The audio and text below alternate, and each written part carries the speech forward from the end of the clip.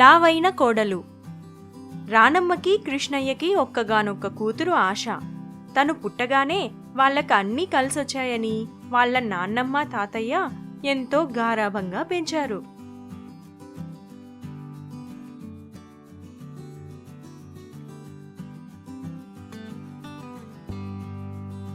ఏంటే ఎప్పుడూ ఏదో ఒకటి తింటూనే ఉంటావు? కాస్త ఆ తిండి తగ్గించు. పెళ్లి చూపులకి వచ్చిన వాళ్ళందరూ అమ్మాయి బాగా బొద్దుగా ఉందంటున్నారు. అయితే వాళ్ళ కోసం నా ఇష్టాల్ని వదులుకోవాలా? చూడు తాతయ్య, అమ్మ ఏమంటుందో. రానమ్మా, అమ్మాయినేమనుకు, తినే వయసు. ఇప్పుడు కాకపోతే ముసలయ్యాక తినగలదా? అది కాదు మావయ్య గారు, మంచి సంబంధం చూసి చేద్దామనుకుంటుంటే ఇదిలా లావైపోతుంది. వాళ్ళు కూడా అమ్మాయి బాగుండాలని చూస్తారుగా. వాళ్ళకి నచ్చేలా మన అమ్మాయిని తయారు చేయడం కాదు, మన అమ్మాయిని చూసి ఇష్టపడే వాళ్ళకే ఇచ్చి చేస్తే బాగుంటుంది. మొన్ననే రాఘవయ్య తన మనవడి గురించి చెప్పాడు. అబ్బాయి మంచివాడు. వాళ్ళు మన అమ్మాయిని ఏదో షాప్లో చూశారట. మన అమ్మాయి అని తెలిసి కబురు పెట్టారు.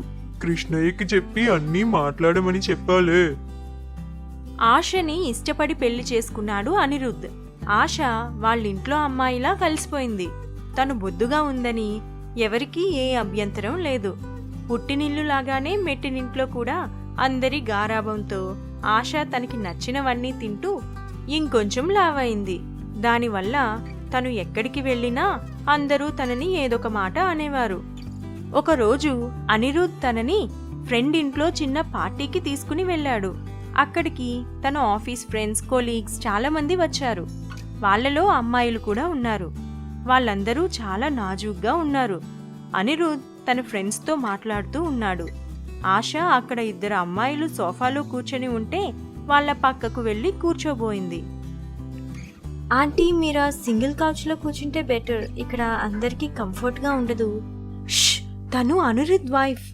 ఓ సారీ, నాకు మీరు కొంచెం పెద్దవాళ్ళలా కనిపించారు, అందుకే అలా ఆంటీ అనేశాను. I'm really sorry. వాళ్ళ మాటలు విన్న ఆశ కొంచెం బాధపడి అక్కడి నుండి లేచి వెళ్ళిపోయింది. అక్కడ బఫేలో అందరూ ప్లేట్స్లో వాళ్ళకి నచ్చినవి పెట్టుకుని తింటున్నారు. తను కూడా తనకి నచ్చినవన్నీ ప్లేట్లో వడ్డించుకొని తన భర్త పక్కకు వెళ్ళి నించుంది. నీ వైఫ్ చాలా ఫుడ్డీ అనుకుంటా కదరా? షీఈ్ రియల్లీ చెబ్బీ. నా వైఫ్ అయితే ఎప్పుడు డైటింగ్ అంటుంది. తను తినదు, నన్ను తిననీదు.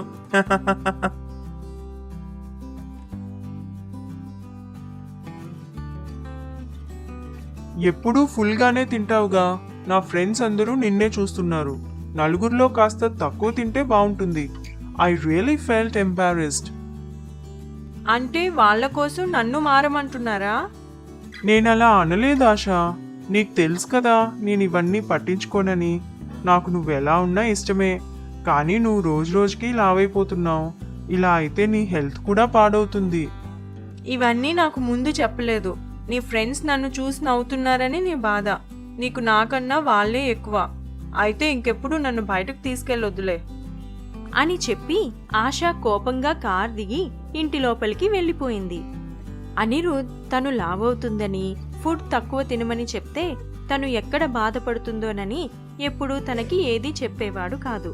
సందర్భం ఎలానో వచ్చిందని తనకి చెప్పే ప్రయత్నం చేసినా ఆశ ఇంకో విధంగా అర్థం చేసుకుని వెళ్ళిపోయింది. కొన్ని రోజుల తర్వాత తను వాళ్ళ అత్తయ్య షాపింగ్కి వెళ్లారు. ఆశా వాళ్ళు చీరలు కొందామని చూస్తున్నారు. అనిరుద్ధ్ అక్కడికి తన కాలేజ్ ఫ్రెండ్ని తీసుకొని వచ్చాడు. అమ్మా, తను ఎప్పుడూ శారీస్ కట్టదు. కొత్తగా మ్యారేజ్ ఫిక్స్ అయింది. శారీస్ ఎలాంటివి కొనాలో తెలియదని టెన్షన్ పడుతుంటే మీరు హెల్ప్ చేస్తారని తీసుకొచ్చాను. నాకు చిన్న పనుంది, మళ్ళీ వస్తాను అని చెప్పి అనిరుద్ధ్ వెళ్ళిపోయాడు. అక్కడ సేల్స్ పర్సన్ వాళ్ళకి చాలా రకాల శారీస్ చూపిస్తున్నాడు. ఆంటీ, నాకు ఆ స్ట్రైప్స్ డిజైన్ బాగుంటుందని అనిపిస్తుంది. అవునమ్మా, బాగుంటుంది. అవును మేడం, మీరు స్లిమ్గా ఉన్నారు కదా, ఈ శారీ మీకు సూపర్గా ఉంటుంది. నాకు ఈ శారీ బాగా నచ్చింది. ఇందులోనే ఇంకో కలర్ ఉంటే చూపించండి. మేడం, ఒకటే పీస్ ఉంది. అయినా మీకు అడ్డంగా ఉన్న గీతలు పెద్దగా నప్పవు మేడం. ఇంకా లావుగా కనిపిస్తారు. ఏం మాట్లాడుతున్నావు?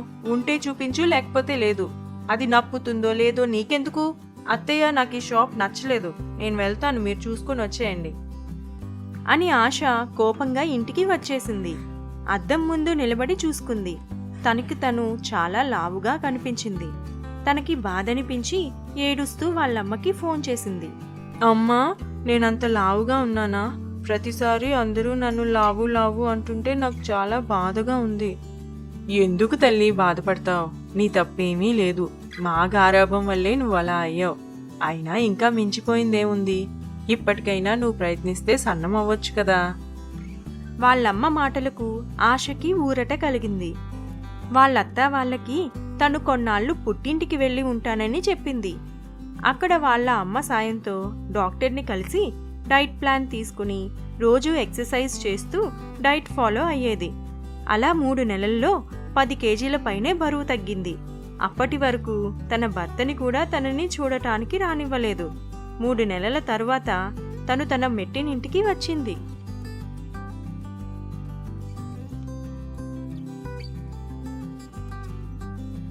అమ్మా ఆశ, నువ్వేనా? అసలు నమ్మలేకపోతున్నాను.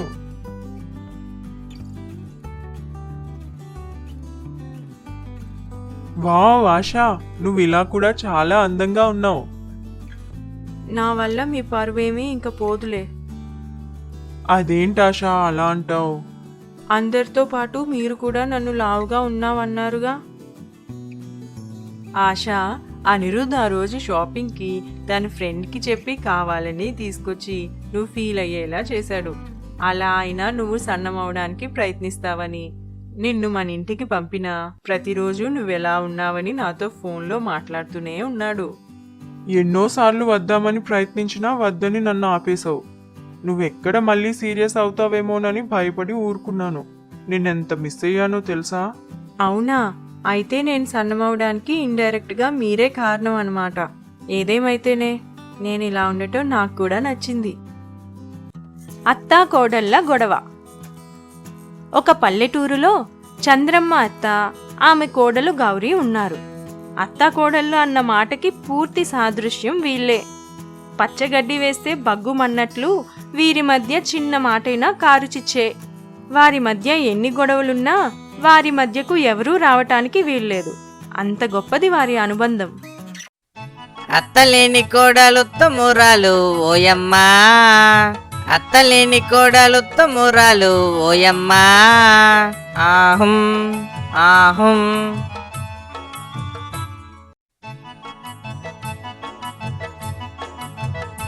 కోడలు లేని అత్త గుణమంతురాలమ్మ, కోడలు లేని అత్త గుణమంతురాలమ్మ. ఆహుం ఆహుం.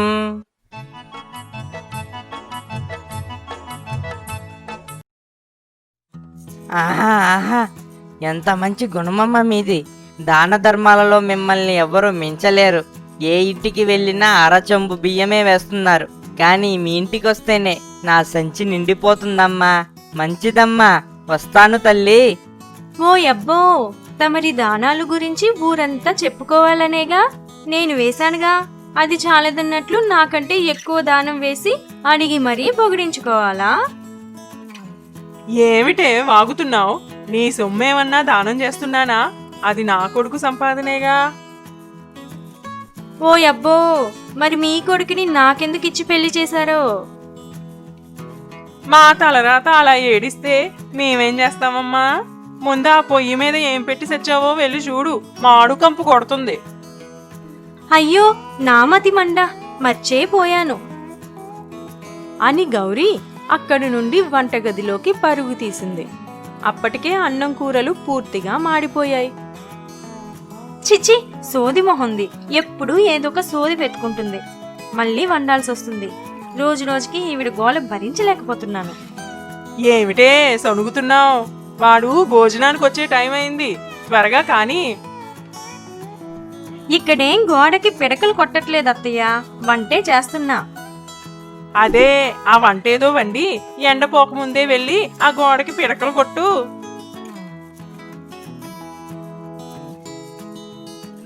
అబ్బా, రోజు ఇదో పని. ఇంట్లో గ్యాస్ పొయ్యి ఉందిగా, అయినా ఈ పిడకలు దేనికి అంటే ఒప్పుకోదు. ఏమత్తో ఏంటో. ఏమిటే గౌరీ, ఇంకా కొట్టలేదా పిడకలు? అదే అత్తయ్య, ఎక్కడ కొట్టాలా అని చూస్తున్నా. నిన్ననే వచ్చిందమ్మా కొత్త పెళ్లి కూతురు. ఎక్కడ కొట్టాలో తెలియదట. నా మొహానికి వేసి కొట్టవే.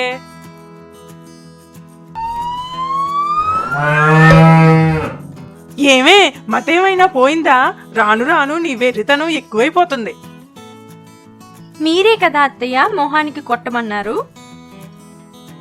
వాళ్ళు ఆ విధంగా వాదించుకుంటూ ఉండగా చంద్రమ్మ కొడుకు జగన్ వచ్చి తన తల్లిని భార్యని శాంతిపరిచాడు. ఇటువంటి గొడవలు వాళ్ళింట్లో సదా మామూలే. ఇదిలా ఉండగా ఆ ఊర్లో 2 రోజులకొకసారి మంచినీళ్ల ట్యాంకర్ వస్తుంది. వచ్చి రాగానే ఆ ఊరి వాళ్ళంతా ఒకేసారి వెళ్ళి వాళ్ళ బిందెల్ని వరుసగా పెడతారు. ఎప్పుడూ నీళ్లు తీసుకురావడానికి గౌరీనే వెళ్ళేది. కాని ఆ రోజు గౌరీ ఏదో పనిలో ఉండటంతో బిందెలు తీసుకుని చంద్రమ్మ వెళ్ళింది. అప్పటికే ట్యాంకర్ ముందు బిందెలు బారులు తీరి ఉన్నాయి. చాలాసేపటికి చంద్రమ్మ వంతు వచ్చింది. తనకి ముందు 4 బిందెలు ఉన్నాయి. కాని మనుషులెవరూ లేరు. ఇంక చంద్రమ్మ ఆ బిందెల్ని పక్కకి నెట్టి తన బిందెల్లో నీళ్లు పట్టుకుంటూ ఉంది. ఇంతలో మంగతాయారు కోడలు సుజాత వచ్చింది. ఎవరితే నా బిందెల్ని పక్కకు నెట్టింది? ఏంటమ్మాయి, ఏంటా మాటలు? ఎవరూ లేకపోయేసరికి నేనే వాటిని పక్కకు పెట్టి నా బిందెలు పట్టుకుంటున్నా. నీకన్నా ముందు నేను పెట్టాను, నువ్వు పక్కకి తప్పుకో.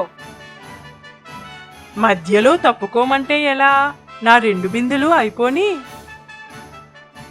వాళ్ళ అత్తతో ఎవరో గొడవ పడుతున్నారని గౌరీకి పక్కింటి వాళ్ళు చెప్పడంతో అక్కడికి పరుగున వెళ్ళింది.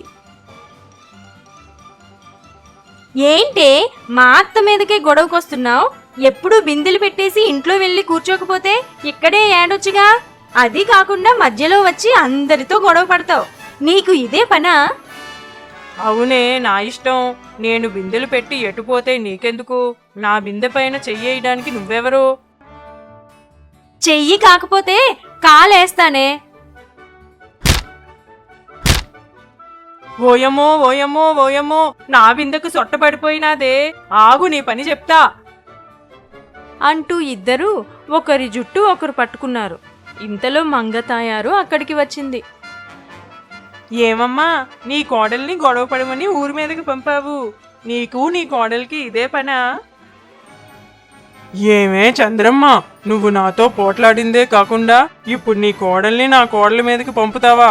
ఆగవే, నీ పని చెప్తాను అని చంద్రమ్మ వైపు బిందెని విసిరింది. అది చూసి చంద్రమ్మ ఆగుతుందా? ఆవిడ కూడా వాళ్ళ బిందెల్ని విసిరింది. కోడళ్ళు ఒకవైపు, అత్తలు ఒకవైపు కొప్పులు వీడేదాకా గొడవ పడుతూ ఉన్నారు. ఇంకోసారి మా అత్త జోలికొచ్చావో నిన్ను ఉప్పు చేపలా వేపి నంచుకుంటా. అవునమ్మా, నువ్వేమన్నా చేసేదాకా నేను చూస్తూ ఉంటాను. మరి ఊరుకోక ఏం చేస్తావే? కోడల్ని అదుపులో పెట్టుకోవడం తెలీదు గాని పెద్ద చెప్పొచ్చావు. ఇంకా మూసుకొని వెళ్ళు. వెళ్ళక ఇక్కడే ఉంటామా? పదండి అత్తయ్య, వాళ్ళతో మనకేంటి, వెళ్దాం పదండి. రోజు నీళ్ల కోసం వెళ్తాను గాని ఈ గొడవలేవీ లేవమ్మా. ఒక్కరోజు వెళ్ళి ఇంత గొడవ చేశారు. ఇంక మీరు వెళ్ళొద్దులే, నేనే వెళ్తాను. అంటే తప్పంతా నాదంటావా? నువ్వేదో పనిలో ఉన్నావని సాయం చేద్దాం అనుకోవడం నాదే బుద్ధి తక్కువ. మీ గురించి తెలిసి కూడా మీకోసం గొడవ పడటం నాది బుద్ధి తక్కువ. చీచీ, ఆపండి. వీధిలో గొడవే, ఇంట్లో గొడవే. ఎప్పుడు గొడవ పడకపోతే మీకు తిన్నది అరగదనుకుంటా.